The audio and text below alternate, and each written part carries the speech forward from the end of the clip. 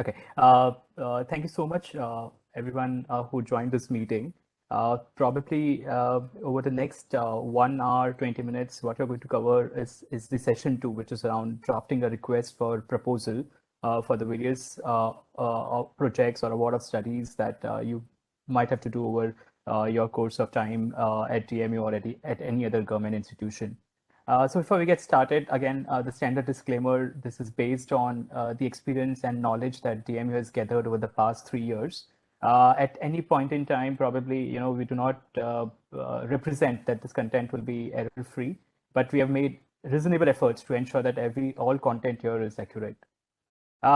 So today, as I said, we're going to focus on the second session, which is around drafting of a request for proposal, a standard RFP. So there are 3 documents probably we are going to cover in details. One is the Model RFP for selection of technical consultant as recommended by Department of Expenditure, Ministry of Finance.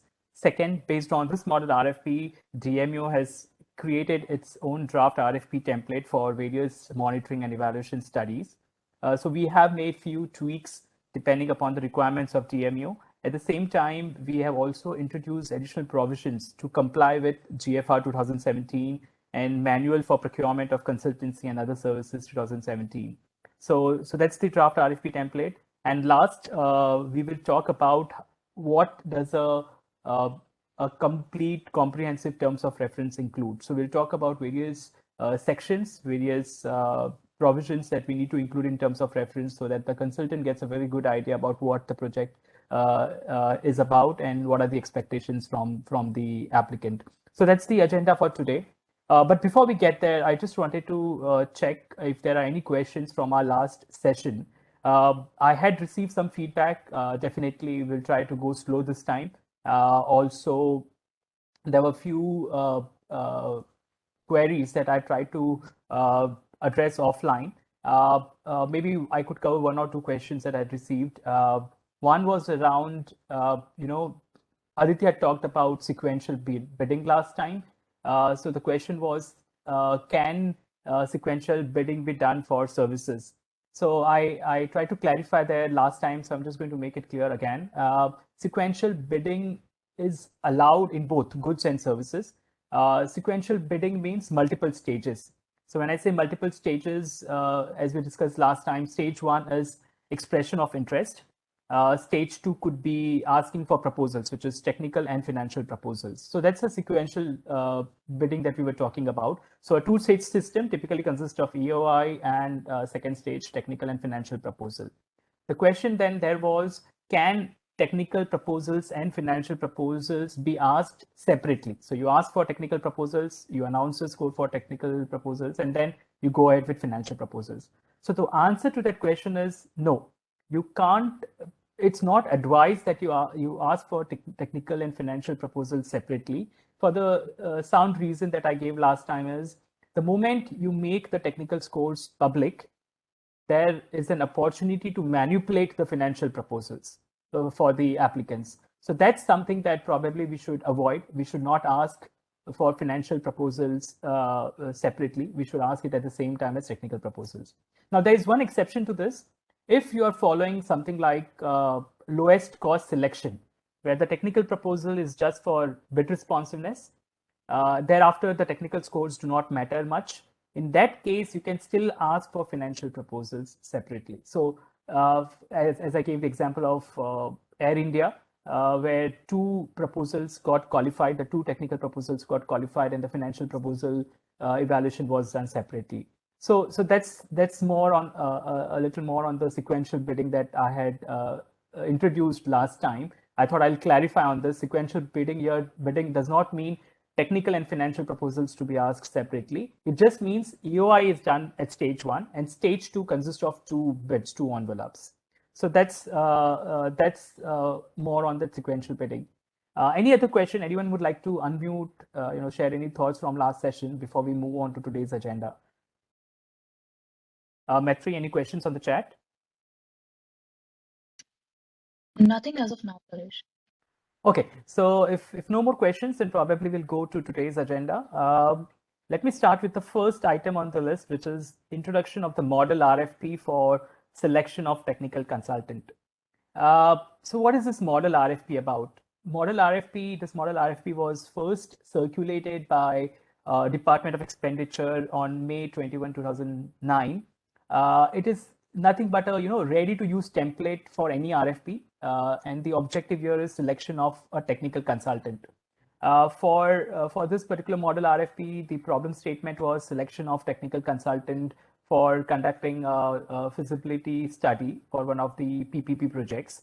And what while giving that as a sample, this template also is painting a draft template for selection of any technical consultants. And that has also become the base for our RFPs since we have started with UCSS studies, and thereafter UMF RFP, empanelment, and for that matter, recently introduced to open tender studies as well. So Model RFP, Model Request for Proposal, as recommended by DOE, that is the foundation, that is the base for all our RFPs. So this particular RFP provides adequate flexibility for making certain modifications as per project, but at the same time it brings in a lot of consistency and standardization in rest of the clauses. It conforms to international best practices. So when this RFP was being created, it was done after extensive consultations. So there was an interministerial group set up. It was chaired by special secretary. And thereafter, once the draft was ready, it was approved by Committee on Infrastructure. It had the go-ahead from our Planning Commission, and thereafter approved by the Finance Minister before it was sent through an OM by Department of Expenditure. In the document, it also very categorically says that state governments should also start leveraging this RFP template for all the procurement. So as DG sir pointed out in his opening remarks, as we talk more and more to various states, for that matter, we were just in a call with one of the ministries, and we realized that there is a lot of deficiencies in the procurement process and in the RFP template itself. So this particular Model RFP is also going to serve as a guide, not just for central ministries departments, but also for state governments and union territories. As I said, it was first circulated in May 2009 with the aim that it will bring in a fair, transparent, and competitive process for selection of consultants.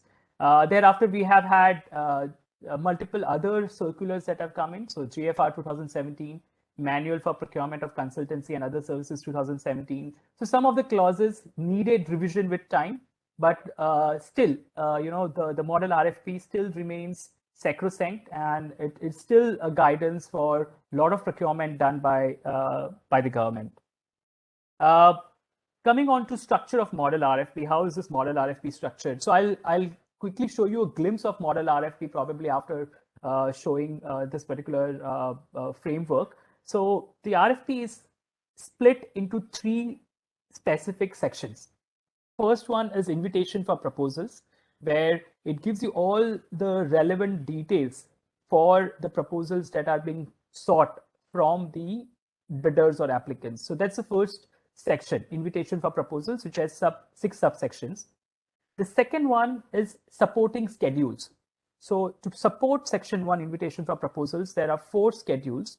One is terms of reference, second is the agreement, and third is around the guidance note on conflict of interest. We had added one more for our empanelment, where we had a letter of empanelment as well. But yeah, the Model RFP has terms of reference and agreement and guidance note on conflict of interest. Coming on to Appendix, there are 3 Appendix documents. One is technical proposal consisting of 12 subforms. Financial proposal consisting of 3 subforms, and then some bid specific provisions. So 3 main sections: invitation for proposals, schedules, appendix. Invitation for proposals has all the details around the procurement process, the instructions, criteria for evaluation, fraud and corrupt practices or integrity pact, if you want to call it that way, and then if there are any pre-proposal conference or miscellaneous details. So that's what are the 3 separate sections. So before we get into key principles governing the RFP, I see there's a question in the chat. Maitri, you want to pose that? Yeah, so we have a question from DMU Team 5. I believe it's Aditya. The first part, invitation for proposal, would be a fixed format whereas the schedules and appendices will change for a specific study. Just wanted to confirm that. That's from Nikita Jain. Thanks, Nikita, for pointing that question. So in the subsequent slides, I will try to cover in far more details, which are standard sections and which are the sections that we will need to update depending on the RFP, and also the changes that we have done starting from Model RFP to our draft RFP template. So hold on to that question and we'll come back once we have finished covering all three different portions of today's presentation. Before we get into other slides, I wanted to show you how this Model RFP looks like. So this is the cover page of Model RFP. The index part that I was just talking about. So the first section, this one is invitation for proposals, schedules, Schedule 1, Schedule 2, Schedule 3. And then you have Appendix 1, 2, 3, 4, and then some illustrative schedules for specific procurement. Preface followed by some overview of the framework. So these are just additional details given for Model RFP, which we'll cover in today's slide. What you see on the screen now is the Office Memorandum. So I was talking about Office Memorandum released on 21st May 2009. This is by Ministry of Finance proposing that Model RFP be used for appointment of technical consultants. So this is the Office Memorandum. And thereafter is the Model RFP template. So it starts with disclaimer, glossary, first section, invitation for proposals. So we'll talk about each of the sections in details, but I wanted you to have a quick run through of how this document looks like. So if you see in this document, at a lot of places you will see items capitalized, bold, put into double inverted commas. Those are obviously the whole RFP is legally binding, but these items are more like glossary and terms which are going to be used throughout the RFP. So just to give you an example, authority. Authority is the one who is actually doing this bidding. So throughout the document, you will see authority being one party to this particular project award. And in our case, it's going to be, let's say, Development Monitoring and Evaluation Office, Niti Aayog. And this authority is also defined in the glossary. So same way, throughout the document, you will see a lot of this bold capitalized terms, which are nothing but legally binding glossary definitions. The next thing, okay, so I'll cover that in subsequent slides. So also, when you see at the bottom, there are instructions, notes, footnotes at the bottom using $sign. So those are probably more notes supporting the main section of the RFP. Blank spaces probably are they are formats that are used by the applicant after the RFP is issued. So those would be updated. As I said, those which are marked in $, they are for the guidance of the applicants, and probably any other non-numerical characters.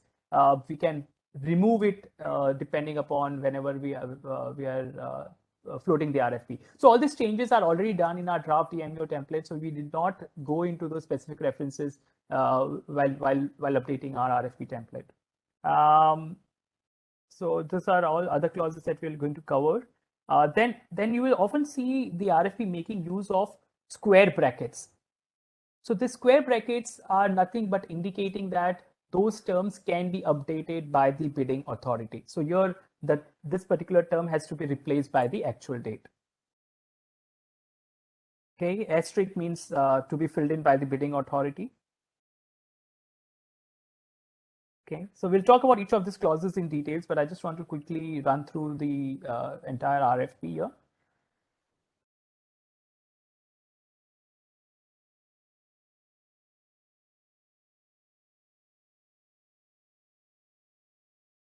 Okay, criteria for evaluation, again, something we are going to cover in far more details.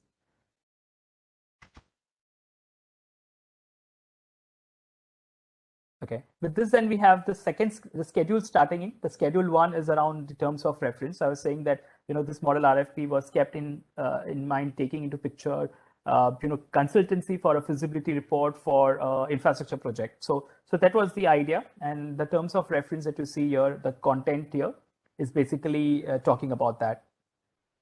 Again, we'll talk about all this in further details in subsequent slides. So I'm just going to quickly scroll through the terms of reference to let's quickly get onto the agreement and forms.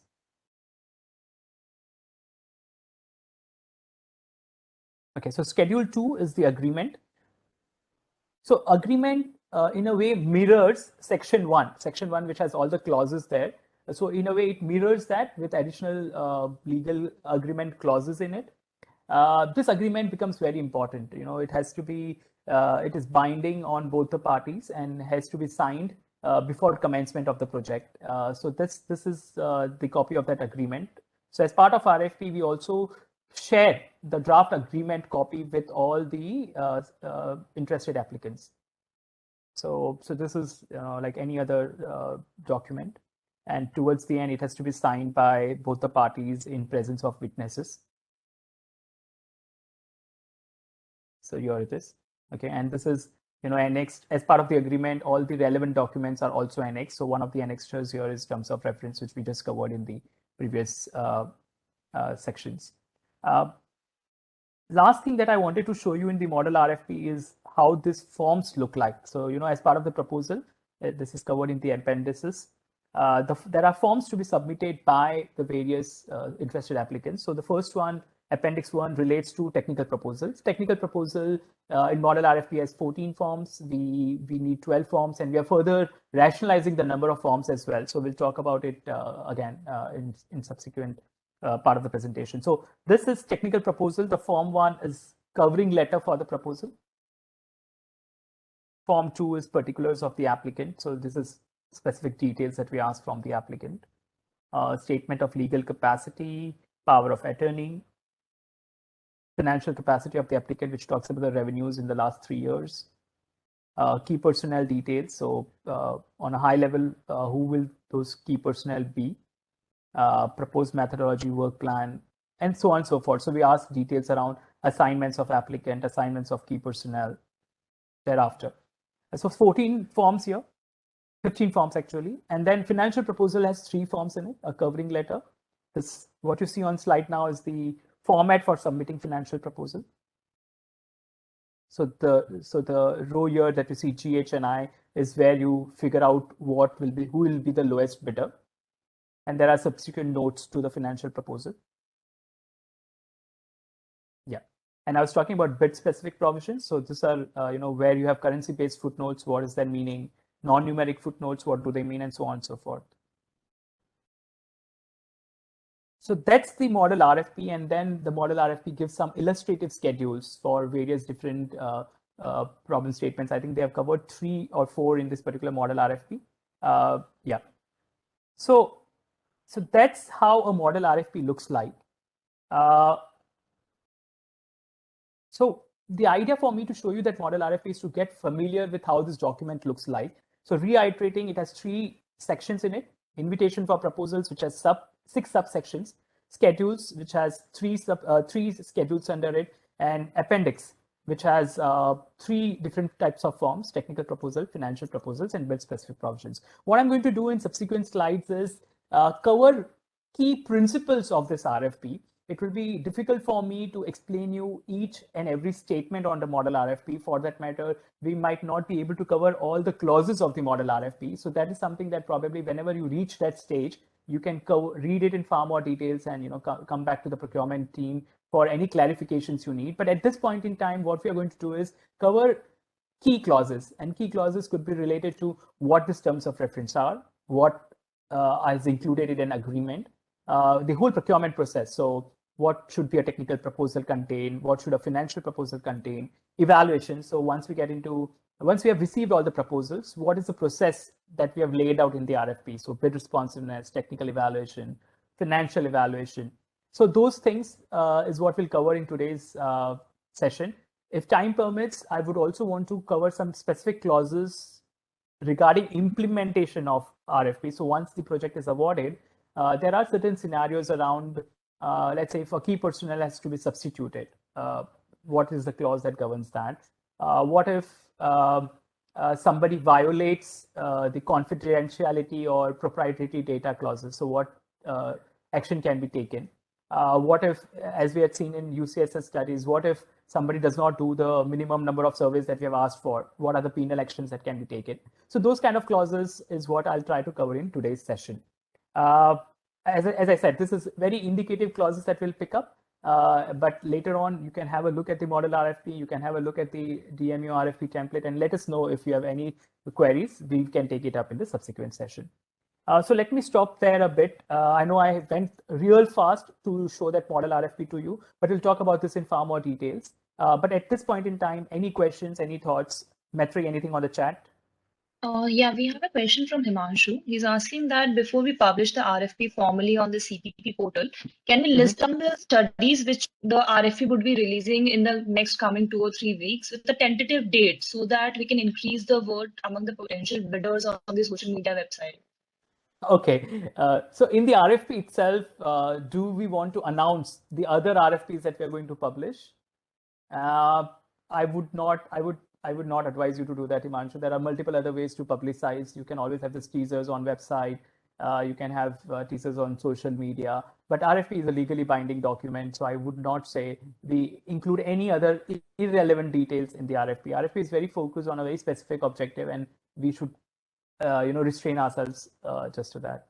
Himanshu, does that answer your query? Yes, I was.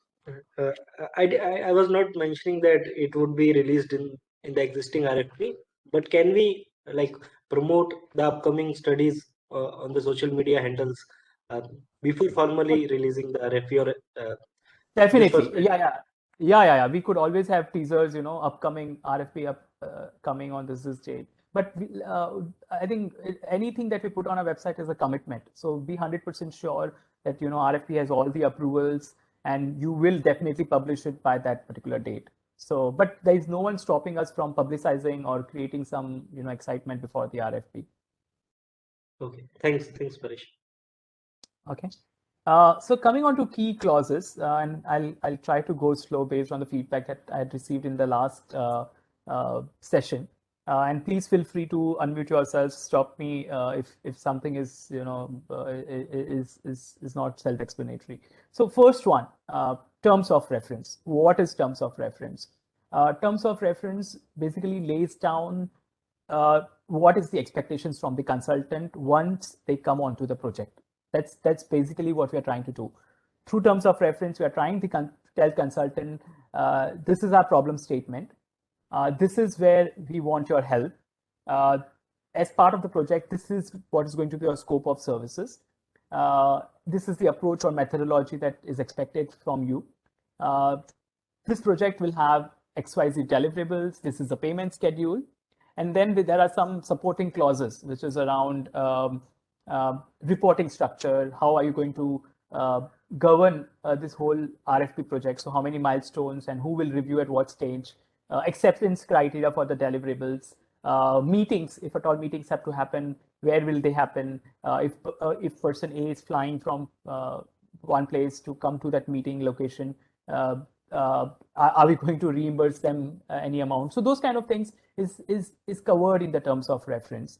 So it has background information, statement of objectives, scope of work, key personnel to be deployed. So it includes the requirements in terms of activities and responsibilities from this key personnel, schedule, work plan, effort, and support that we as DMO will provide to the consultant.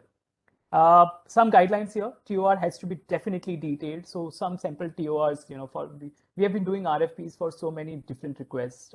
Take, for example, website RFP, or we are trying to do procurement for health and wellness center. So we have seen our people working on terms of reference, and the first draft that we typically receive, our feedback to them is, you have to look for comprehensiveness. So often, we would have covered 7-8 clauses, but 2-3 key clauses are left out. So please pay a lot of attention into the details of the RFP. Any possible scenario that might come later while implementation of the project has to be thought about now. So the TOR has to be detailed. It should not be ambiguous. Just to give you an example, website RFP. And I'm not trying to criticize the team here. It's a learning process. One of the statements in the terms of reference for our website RFP is at some point in time, probably DMO might also need a mobile app. So we might take help from this applicant to create that mobile app. Now that's just one line kept in the entire TOR. Now the implications of that, it's huge. First, we have to be sure whether you need a mobile app or not. It cannot be we might need. If you need mobile app, we need to also be sure of the effort that goes into develop a mobile app. And then the whole the requirements gathering, the functional design documents, the technical design documents, there's so much that goes into developing a mobile app. So and then that leads into cost. And we might say acha kabhi zarurat padega dalne mein kya jata hai, but look at it, the cost implications of that. If you were looking at X amount for our RFP, it could easily become 2 to 2.5x, just considering the implications of the complexity in developing a mobile app. So we should be very sure of every word, every line that goes into the terms of reference. The other day, we got a payment schedule, draft payment schedule, and it had the payment, it had the description of the deliverables, but it did not have the timeline. Now, just removing that one column timeline has huge implications. What can happen is tomorrow when we are looking at, penalizing the vendor for late submission. Now, the only way you can penalize them is to say that you are expected to give this particular deliverable on third month, end of third month from signing of agreement. This is the date, you did not submit it. Hence, there is a penal provision to it. Now, just removing that line, that column, has stopped us from might stop us from doing any penal provisions for that particular bidder. So that's the criticality of every clause in terms of reference. So my suggestion to you would be that whatever standard TOR that we have created, whatever is prescribed in the model RFP, please abide by that standard template. If you feel anything is not needed, please discuss with the procurement team or anyone who has worked in the model RFP, worked with the model RFP earlier. Understand the implications of removing that statement of removing that column. And if still you feel that that particular statement is not needed, then you can go ahead and do that. But please have intense deliberations before you tweak the structure of the terms of reference. Consultants must have, this is a way of consultants getting a clear understanding of what are the expectations from them and the relevance of this project. So that's the terms of reference. Maitri, any question on the terms of reference, or anyone who would like to unmute themselves and talk about it? Nothing on the chat as of. Okay, so that's on terms of reference, very straightforward. Be very clear on what you're expecting from the consultant. Second major part of this whole RFP is the agreement. I just showed you a copy of agreement. This is signed between the two parties. All the other documents, the RFP itself, or any clarifications that the vendor provide to us as part of the proposal process, or all the annexures that I was talking about, they are all part of the agreement. So they are integral part of the agreement. So what does this agreement include? It talks about term or duration of the contract, the scope of work. So scope of work is there in the terms of reference, which is basically annexed to it. It talks about how we're going to administer this contract and how are we going to project manage this. So it talks about all the review, management, handling of invoices, who will be the responsible party for project management from the authority side and from the consultant side. So the nodal officers are mentioned in the agreement. Definition of specific tasks and responsibilities. So there's limited discretion or any very zero ambiguity on what is expected. It has specific clauses around conflict of interest. How do you ensure that there's no conflict of interest from the vendor side? To an extent where if it is a joint venture or if it is a consortium, then it goes to the extent of saying that depending on the shareholding of that particular set of members of the consortium, if the conflict of interest clauses still hold true. So it is far more detailed. It has thought about all the possible scenarios based on past procurement that have been done by Government of India, and it has brought in those scenarios covered in the Model RFP. So this is also very well thought through, drafted, articulated clause around conflict of interest. As I spoke about key personnel, and if tomorrow there is a change in key personnel, how do we manage that? And I'll talk about this in far more details here, that why this is important. Why don't we just allow person A to be replaced with person B?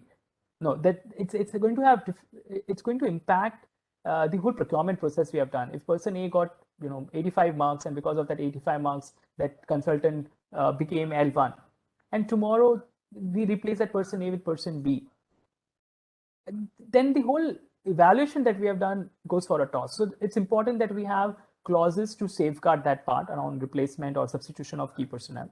Second is around use of sub-consultants. So if tomorrow a consulting firm wants to hire another survey firm to support them as sub-consultant, the responsibility of those sub-consultants has to lie with the applicant. So those kind of clauses are also covered in the agreement. Who owns the property, the proprietary data, confidentiality, what happens if you break any of those clauses is all covered here. Insurance requirements is there. Dispute resolution, so in terms of arbitration, those kind of clauses are also covered. How do you treat force measure, especially in times of COVID? This was the clause which became most important. Now, one of the suggestions that we received when we were doing empanelment of survey institutions is why don't we explicitly call out COVID-19 in force measure? So you have to be very, you will often face these issues when you do procurement, and you will often receive feedback from the firms that, can you add this to the agreement? Can you remove this to the agreement? So be very sure if you are going to entertain any of those requests.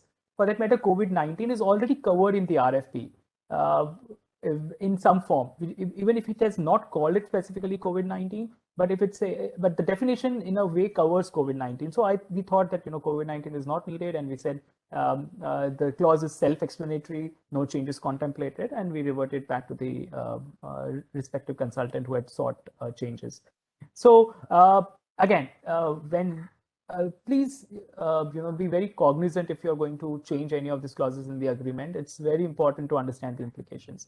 Then conditions for termination, on what pretext the agreement can be terminated. This is also covered in the agreement. And overall contract price, payment schedule is also covered in the agreement. Agreement also calls out provisions for liquidated damages or performance security for any reason. If consultant is not able to deliver to the expectations, or it violates any of the clauses, then those clauses come into action, become effective. So that's how this agreement has been very well thought through, very comprehensive. We can blindly just follow the agreement template with few tweaks that we'll cover in subsequent slides. So that's about the agreement. Any questions there? We have a question from Patel. He's asking if you can give an example to elaborate on the conflict of interest. Okay. I don't know if Param is here, but we had a real example when we were doing limited tender studies. I don't know how did they come up to this, but the key personnel, the team that we had asked for, was in some form already working as part of those commodity board. So look at this. If me as Paresh, I'm already part of coffee board in some form, maybe non-executive role or executive role, and if I'm also part of the firm who is also evaluating this particular study, I have probably an opportunity to manipulate the findings of those studies. So that is where it's important that you resolve this conflict of interest. For that matter, let's say if one of the consulting firm was doing project management unit for Jal Shakti or Jal Jeevan Mission. Now, if the same firm is also awarded the RFP for evaluation of that study, then it's a conflict of interest. They might actually would want to focus more on the positives and not focus on the negatives. So that's where we need to resolve those conflict of interest, and the clauses in the RFP calls out what is conflict of interest. So you should not have done similar work in the past, or you should not have been associated with that agency doing similar work in the past. So those kind of clauses are covered in this particular provision. Patelji, does that answer your query? Okay. Maitri, Avinash sir has raised his hand, so maybe sir, you would want to unmute your. Avinash, please go ahead. Yeah, Paresh, just one query. And regarding, so there is a provision that you can apply, if consulting firm can apply as a consortium with some other firm or their partnership with them. So, like beforehand, if they come up with like in their proposal that we are applying in consortium, that is fine. So now, if somebody takes up the project and later on sees that it will not be able to do it on its own and enters into an kind of subletting or not subletting, like kind of arrangement with another party. So how far that can be allowed, or is there any provision dealing with such cases in the RFP? Thanks. Sure, Avinash. So I think we need to approach this problem statement from more, if you look at it from a logical perspective. When we do an evaluation, we do an evaluation of a particular proposal based on the information that they have given us. So if they have submitted themselves as a sole institution, or if they have done it as a lead member of a consortium, and if these are new terms to you, probably just just hear me out to the others. So if whatever you represent yourself as, whatever team you have suggested, whatever methodology work plan that has been suggested as part of the proposal, those all have gone into evaluating the proposal and then awarding this particular project to that particular entity, be it a consortium or be it a single member. Any of these conditions, if they change, then the whole evaluation that we have done becomes invalid. So the only option then we have is probably call out the selection process, annul it there itself, and go for retendering. So that's what is probably the broader principle. If any part of the proposal changes, and if that change is material change, then the whole evaluation process goes for a toss, and the whole the contract has to be terminated or stopped, and retendering has to be done. Now that's the broader principle. There are few clauses where we feel that the project might see some changes. Let's say, as I said, key personnel. If you have a 2-year contract, some key personnel might keep changing. In that case, even if that's a material change, the agreement has provision for it. There's a penalty to it, 20% first time, 50% second time. So that also is given in the RFP. Now, coming back to your question, Avinash ji, if it was a single member or a sole member earlier, and it wants to bring in an additional member in the consortium, I think that's a material change to the RFP. For that matter, if the consortium had 3 members and now they want to add a 4th member, that's a material change to the RFP. So we will have to be cognizant that how much part of it, how much part of it is being outsourced, and accordingly read through the clauses of the RFP what action has to be taken. I'll tell you the way this can be misused. A firm like EY, Deloitte, or big consulting firm can get the project, and tomorrow say that we do not have or whatever capability we have, we don't have it now. We want to outsource it to a second entity.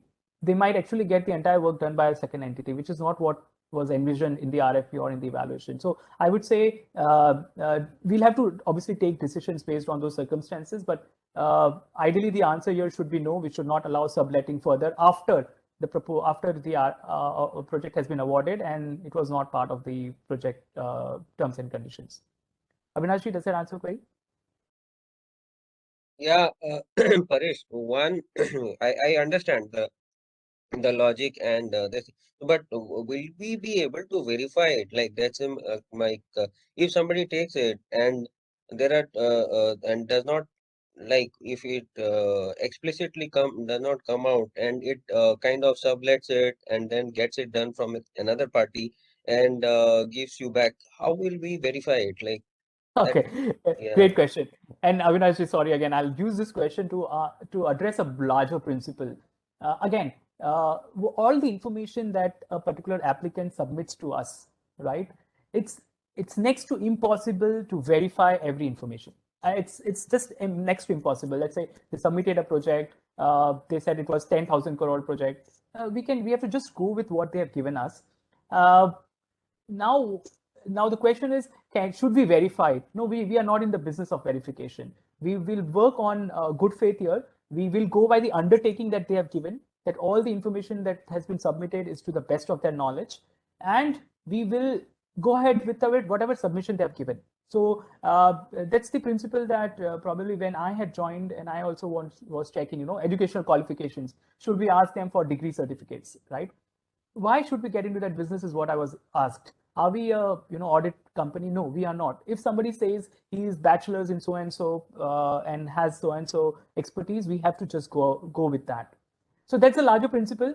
We work in good faith, but at any point in time, if there is any doubt, we can always ask the bidder or the applicant to furnish additional information. So the same example, if we feel 10,000 crore project is something that probably is not what that project should be about, we can always ask the applicant to say that, can you verify this 10,000 crore number for us? Now, the second part is, if any of the information provided to us, while we might not verify, but at any point in time, we figure out that this is incorrect, or there is deviation, or the applicant is not complying with what has been asked from them, then the provisions of liquidated damages and termination of contract kick in. So action has to be taken. And I would say, because we are in a precedence business here, everything is governed by precedence. I would say if there is any material deviation from the contract, or any time you feel that a particular agency is not complying with what they had actually asked us to do, I would say please take stringent action, because if we do not take action there, the firms start taking us for granted. And then we have heard that under circumstance A you had not allowed us, you had permitted us. Why are you not permitting us in circumstance B? So again, there is another legal clause around waiver, which takes care of it. But without getting into complications there, Abhinashji, coming back to your question, we will not verify if they are doing subletting. We will go ahead as far as the quality of report and quality of deliverables is fine. But at any point in time, if you have any doubt that there is something against the rules and policies, I would say you should ask the firm for explanation, issue a show cause notice, and depending upon their reply, please take stringent action against them. Abhinashji, does that answer quite? Yeah. Thanks for explaining.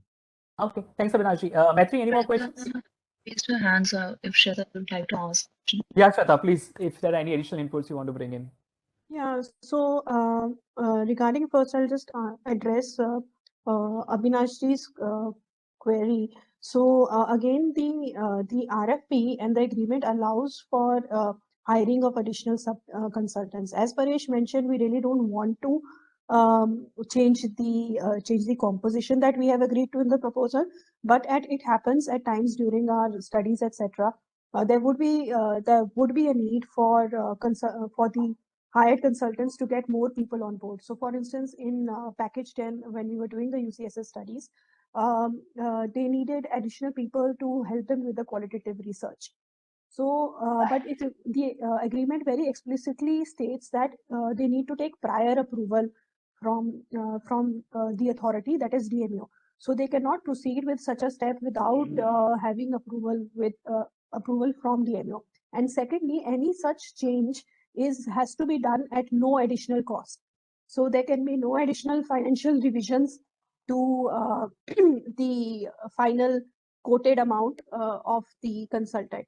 So even in certain cases, it so happened that I think KPMG, the survey consultant that they had on board, was acquired by KPMG's parent company. So there was a direct conflict of interest, or there was some legal issues because of that merger, due to which they had to kind of drop that survey consultant and replace them with someone else. So these are like exceptional circumstances, and only in exceptional circumstances can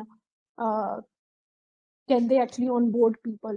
So that so there is provision in the agreement, I think clause 4 or 5, I forgot which one it was, but that provision is there, but not to the consortium, to the sub-consultants primarily.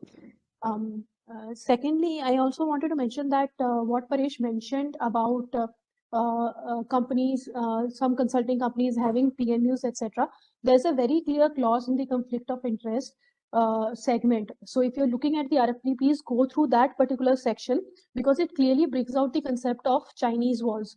So what are Chinese walls? Chinese walls are that the team that is working on in the PMU will not be involved in the evaluation of the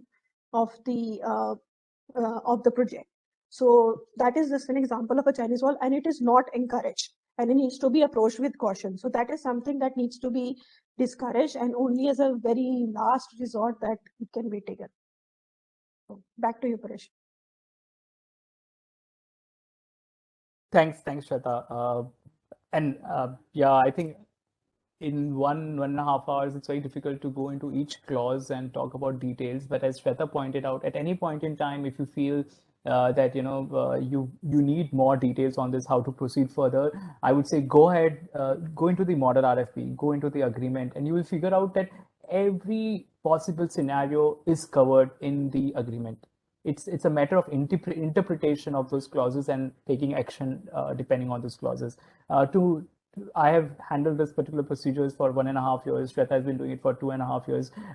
But at any point in time, we never felt that we need to use our discretion. The language is there, the interpretation has to be formulated, and then a very informed decision has to be taken. So same example with conflict of interest, we need to figure out if it falls under any of those sub clauses that is mentioned in the agreement, and accordingly take an informed decision. Okay, Maitri, any more questions? Just one more question from Nikita Arora. She's asking that if you elaborate on the clause for contract price. For? Contract price, and the clause for contract price. You can elaborate on that. Okay. So contract price is basically, the cost of the consultancy. So it will at the very top say that this project is awarded with X amount. So if it's a 2 crore project, so 2 crores is the contract price.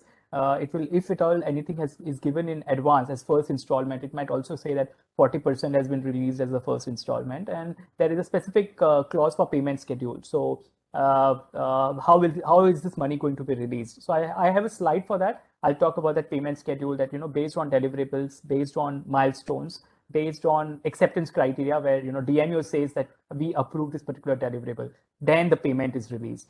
And the process for payment also, the invoice has to be raised, and then the accounts team will proceed with release of the payments, is all given in the RFP. So that's what contract price and payment schedule part in the agreement means. Nikita, does that answer query, or were you asking something else? Yes. Thanks, Paresh. Okay, so that's the second most important clause in the RFP. Then there are very sub clauses and various definitions. I might be a little because these are very self-explanatory terms. So I would probably try to rush unless I have any doubts or any questions there. And Shweta, please feel free to chip in. Based on your experience, please feel free to unmute yourself and share your thoughts on it. So the first definition that we're talking about is deliverables and key dates. So because payment is linked with deliverables, and for every deliverable we need to give them a schedule. Okay, these terms become very important. So in the RFP, in the terms of reference, make sure that deliverables are very clearly defined. It has been very clearly brainstormed. For that example, there was a learning from our UCSS. We did not have a deliverable for primary data analysis presentation. So once the data is collected, the first inception report, and then the data is collected, and then straightforward, the next milestone for us was the midterm report.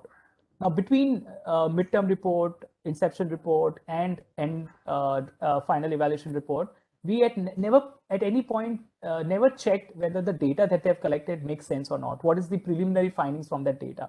So taking a cue from that learning, now onwards, we are probably going to add a deliverable for primary data analysis presentation as a deliverable, so that once the data is collected and before even they start writing the report, we look at the quality of data, we look at the preliminary analysis and see if it is in the right direction, if there are no omissions or errors there. So that's how important a deliverable can be. The time frame has to be clearly defined. It's advisable we appoint a nodal officer to interact with the consultant, and the key dates are also specified in the RFP. So KD1, draft inception report at T plus 3 months. This is how it is presented in the RFP. Any questions? Okay. The second terminology, conditions of eligibility and evaluation.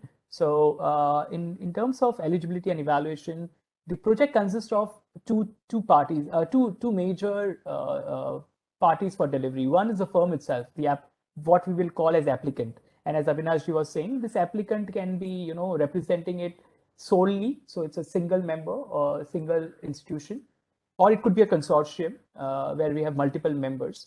In that case, it's the lead member of the consortium which becomes the applicant. So those clauses are defined in the RFP. I'll not spend time on that. But the applicant here, the firm, the company, the consortium, and the second part is key personnel. So we talk about key personnel in subsequent slide.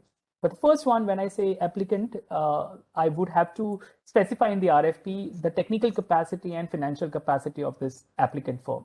Now, what is these two terms? Technical capacity is what are the peculiar features from a technical perspective that you are looking in this firm. It could be type of firm. So you could say that, I want only government institutions to participate, or I want only individual consultants to participate, those kind of things.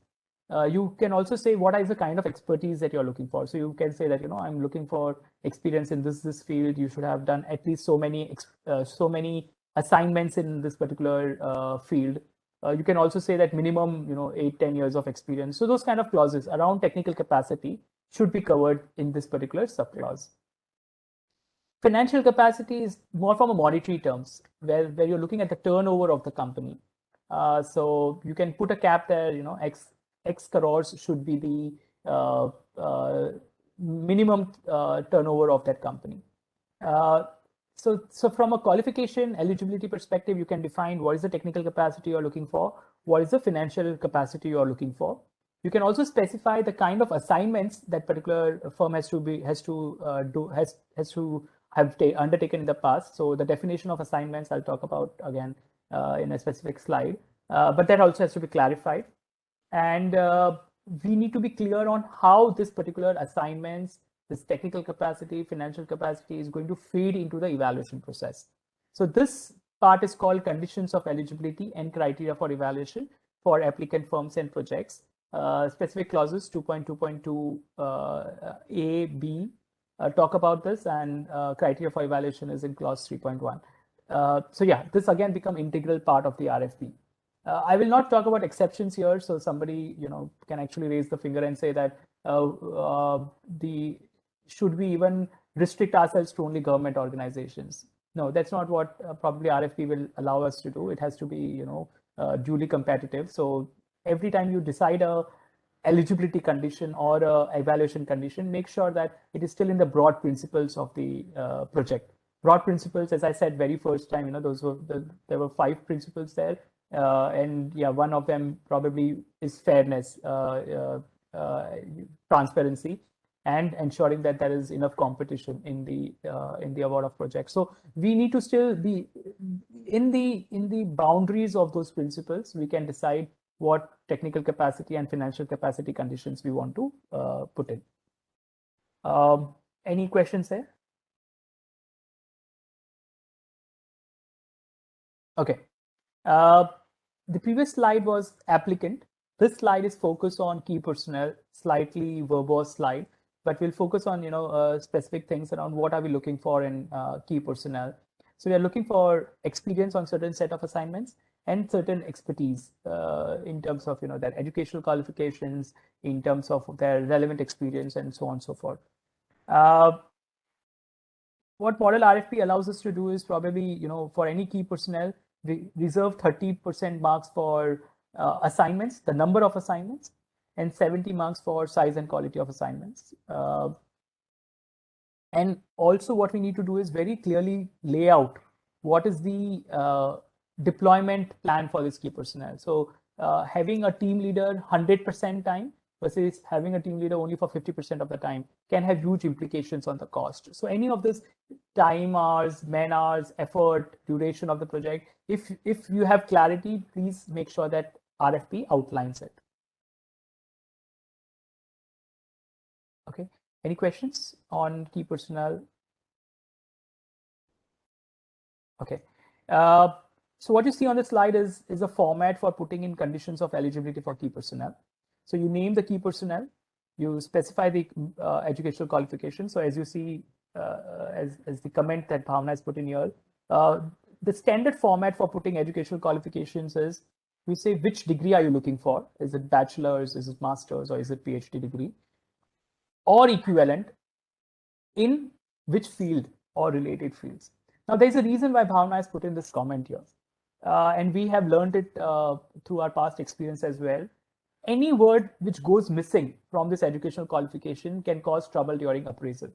So let's say, what is the implication of each of this word that you see here?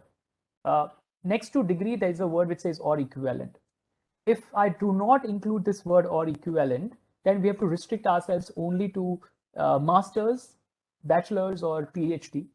For that matter, someone like who has done postgraduate diploma in business management, or in other words, MBA degree, then become but the certificate says PGDBM, postgraduate diploma in business management. If we do not include or equivalent, that PGDBM will not be considered as master's degree, and that key personnel stands the risk of rejection.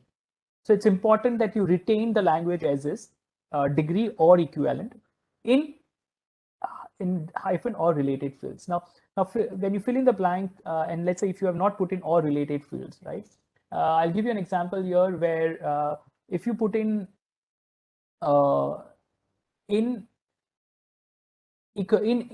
economics, let's say you're looking for a master's degree or equivalent in economics, and you forget to put in the word or related fields. Now you stand a risk where if there is a very specialized degree in economics, let's say econometrics or business research methods, or maybe the university calls it in some other form, you stand a risk of rejecting that particular CV or key personnel if you do not add or related fields. For that matter, agriculture, food processing, right? It's very difficult for us to put in everything that is related to agriculture, food processing, consumer affairs, PDS, so on and so forth. But at the end, if it is agriculture or related fields, in a way, if the degree that they have is related to agriculture and it serves the purpose that you're looking for that key personnel, then you can at least accept it. So that's important, why I was spending a minute on explaining each of these words. I request you follow that template as circulated by the procurement team. We have had instances in the past where people have tried to play with the format, and then they create issues for us during appraisal. Once the RFP is released, we are bound by terms and conditions in the RFP. We cannot say that there was a typo, we forgot. That is not something that TEC will allow you to do. Once RFP is published, once the projects are received, we have to go with the terms and conditions of the RFP, or we need to just cancel the tendering process. So it's very important that you take care of every word, every clause, look at from the implications perspective, and accordingly draft the RFP. Any questions on this? Okay. Then coming on to the procurement process that is advised by the model RFP, it talks about two envelope system. It's an abridged process. So here we do not ask for expression of interest. Expression of interest and technical proposal in a way are clubbed together. So that's the first envelope, technical bid, and the second envelope being financial bid. So model RFP follows a single stage. As I said, had it also had EOI, it would become two stage, but we are not saying it's an EOI. So it's a single stage, two envelope or two cover system that we are going to follow. And those two envelopes are technical proposals, which will include details of the applicant, key personnel, sub-consultants, and so on and so forth. Financial bid is the financial quote or the bill of quantity that Rohani was talking about in the last meeting. That is what the financial bid is about. So it's a single stage, two envelope system as suggested by the model RFP.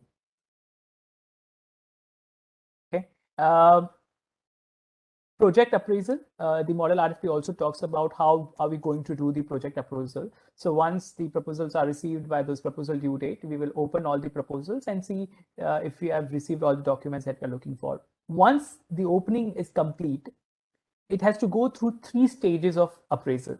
One, bid responsiveness. Bid responsiveness means, have we received all that information that we have requested for? So I showed you like 15 forms in technical proposal. So if you do not receive any of those 1 forms, then probably the proposal stands the risk of being rejected for being non-responsive. So we'll talk about what is the criteria for being responsive. So that's the first, bid responsiveness. Second is technical evaluation. So once we have found the bid as responsive, then we go ahead, score the particular proposal on applicant and key personnel. And those which are qualified at technical evaluation stage is where it goes to financial evaluation. I will just run through 2 or 3 more slides. I think I'll not be able to complete the entire slide. Will continue in the next section, next session. But at this point in time, any questions? Maitri, any questions on the chat? No, Paresh. Okay, so I said 3 stages. We'll try to only cover those 3 stages today, and then probably cover rest of the deck in next session. So the first one is responsiveness. So there's a clause 2.14, if I'm not mistaken, which talks about responsiveness. So there are 8 subclauses here. If any of this is not met, any of this clause is not met, then you have no option but to reject this particular proposal. So it means all the forms that we have asked has to be submitted. It has to be received by the proposal due date, which we'll specify in the RFP. It has to be accompanied by a bid security declaration. So I'll talk about bid security, what this means in subsequent slides. It has to be signed with CPP portal. It's all digitally signed. So that's a check that we don't need to do anymore. It needs to have a power of attorney. It has to have all the information complete in all respects. It does not contain any condition or qualification. Now, this is where one of the proposals at the limited tender stage, we were about to reject that particular proposal. That particular proposal had qualified that, you know, if there is COVID-19 third wave, this is what only this many surveys we will do, or for that matter, field surveys will be moved to telephonic or offline or online surveys. So those kind of qualifications, if you see in the proposal, right, then you have no option but to reject that particular proposal.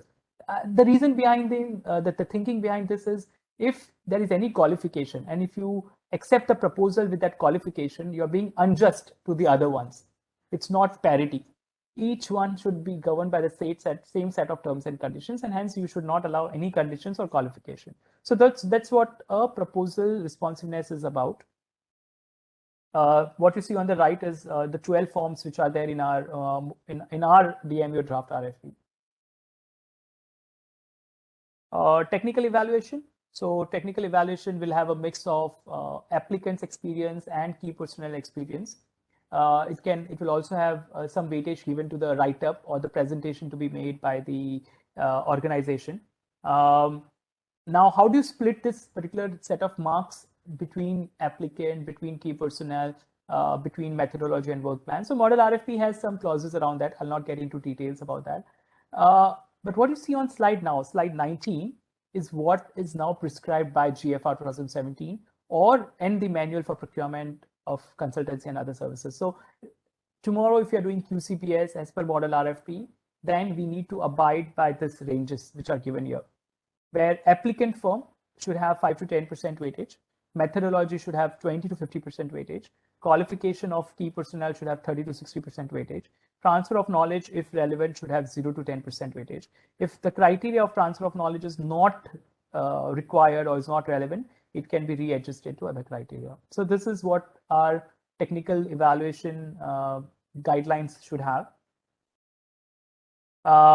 shortlisting of applicants. Applicants will be shortlisted based on whatever technical scores they have. The model RFP says you should have at max 5 applicants which go to the financial evaluation stage. The other important thing to mention here is the minimum threshold criteria for technical proposal. So you can define the benchmark. So as I had shown in the previous slide, manual says only those technical proposals which score 70 to 80 marks, above 70 or 80 marks as described in the RFP should be taken to the next stage. Then we reach the financial evaluation stage. What we are looking for is a combined score between technical and financial proposals. Paresh, sorry. Yeah, Nikita, go ahead. Sorry to interrupt. Yeah, Nikita, go ahead. But in your previous slide, it's written that at most 5 applicants can be selected. So here also, in the last session, like we discussed, minimum 3 should be there and maximum 5 should be there. Is it the same thing? I'm glad, Nikita, you asked that question. So that was a very similar query that IFT had asked us. So minimum is very clear. You should have minimum 3. That's how competition is defined within GFR. Maximum 5 is what model RFP suggests. But GFR and manual say 8. So we have revised that to say that, actually we have dropped that clause altogether in our DMU RFP template. But we will restrict ourselves to maximum 8 applicants. Okay. So minimum So that's 3 and maximum 8 is. Maximum 8. Yeah. Okay. And the rationale for putting a cap also is, we look at top technically qualified proposals only. The moment you qualify everyone who has, if you have a huge range, 95 marks and 60 marks, let's say, then there is again, a person who has given very low, has quoted very low, but still got 60 marks. You run the risk of, awarding the proposal to them. Are you getting what I'm trying to say? Yes, absolutely. Right. So that's why we suggest that you restrict yourself to probably your model RFP said 5 applicants. The GFR manual says 8. Okay, all right, got it. Thanks. Okay. Thanks for that question. So I was talking about combined scores. So the way, again, I'll not get into arithmetic and mathematics here, but the way we score is the lowest financial proposal gets 100 marks and the other proposals are proportionately scored. So let's say if we get 2 proposals, 100 rupees and 200 rupees. So the 100 rupees get 100 points and the one who quoted 200 rupees will get 50 points on financial scores. So that's 100 and that's how financial proposals are scored. Then technical and financial together, there's a combined score. So the combined score, again, the RFP will spell out how much weightage to be given to technical proposal, how much to be given to financial proposal, and you arrive at a weightage score. The manual for RFP says it could, if it is highly complex, give very high weightage to technical proposal, so 80-20. If it's moderately complex, you can go ahead with 70-30, 75-35 or 65-25. And for routine nature standard works, you can go to 60-40 or 50-50 as well. From our perspective, probably we will always restrict ourselves to 80-20 or 70-30 range, because consultancy that we are looking for is of very high complex knowledge nature. So that's the combined scoring weightage that we have. So I'll stop here. I have some more clauses to discuss, which I'll pick up in the next session. Probably I want to take more questions today, but at the same time also doing a quick recap. What did we cover today? We started with model RFP. We said this is how the model RFP looks like, 3 major sections. Then what we did was we got into specific clauses in the model RFP. So we spoke about what is terms of reference, what is agreement. We spoke about what is deliverables, key dates, and then we got into evaluation and eligibility. So eligibility we spoke from an applicant perspective, from a key personnel perspective, and then thereafter criteria for evaluation. So there's a technical score, there's a financial score, and then there is a combined score. So that is what we covered today. I will stop there. I'll cover rest of the things in the others in the next session, and probably if time permits in our next session, I'll also try to cover the guidelines for engagement of knowledge institutions for monitoring and evaluation studies, MESG 2021, and different modes of procurement. So that is what we plan to cover in the next session. along with the pending part from today's session and the changes that we have done to TMU template. I'll try to cover that and probably talk something in little more details around terms of reference. So with that, I will probably close my presentation now, and I'll start taking up the questions. Metri, any questions in the chat? Yeah, we have two questions. First is from Himanshu. He's asking if you can briefly explain the role of technical evaluation committee, subcommittee, financial committee, and the criteria for their formation. Thanks, Himanshu. And I was actually hoping to cover that when we get to that stage around open tender procurement process and limited tender procurement process. But just to answer that query at this point in time, while we call it as technical evaluation committee, but I think the term needs to be updated. And going forward, we can actually start calling it consultancy evaluation committee. So there is one committee which is nominated by the competent authority. So in our case, in case of DMU, the competent authority here for most of the procurement that we do is CEO Niti Aayog, which is Secretary Ministry of Planning. Now, he approves this committee. He makes this committee in charge of technical evaluation, financial evaluation, and final award of the assignment. So those are the terms of reference of a particular consultancy evaluation committee. They take charge of both technical and financial. So Himanshu, to answer your first part of the question, we might not need separate committees. We can go ahead with one common evaluation committee. Now, and this will have fair representation from the various stakeholders of the RFP. So one, definitely the subject matter vertical or division who is doing the RFP. So in our case, DMU, represented by DG DMU. Then there has to be representation from IFT. So we have Director of Finance taking that place. We need representation from project appraisal or monitoring department within Niti Aayog, because at the end, this evaluation studies come back to us as part of the EFCs, SFCs. So we might include PAMD on that evaluation committee. We might also involve PPP vertical. So PPP vertical in a way also has very great expertise in procurement. So they have actually nurtured this procurement expertise within that team.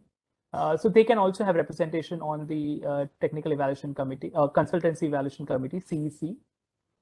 And if there's any Niti vertical involved, so let's say rubber board, tea board, coffee board, you can have the industry one vertical become part of the TEC. So advisor can be on the TEC. So that's the fair composition of a technical evaluation committee or a consultancy evaluation committee. Now this committee, because they are all senior leaders, they might not have enough bandwidth, or for that matter, enough time and to get into details of each of the proposals. We're talking about proposals running into 120, 150 pages. We're talking about anywhere close to 5 to 10 proposals being received for any project. So look at the amount of effort that is needed. So then that technical evaluation committee or consultancy evaluation committee can nominate a subcommittee to do that evaluation for them.